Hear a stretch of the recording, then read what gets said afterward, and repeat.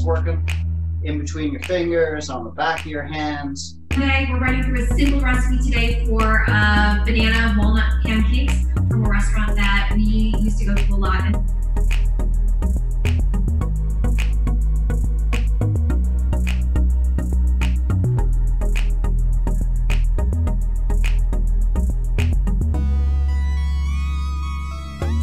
Is you're going to get right up onto the blade and actually pinch.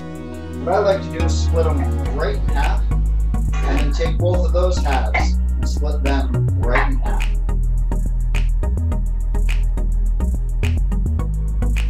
The twist of the banana, that I've never had it before like that. It's buttery fruit. And the yogurt, good, very good recipe. Good amount of our stew.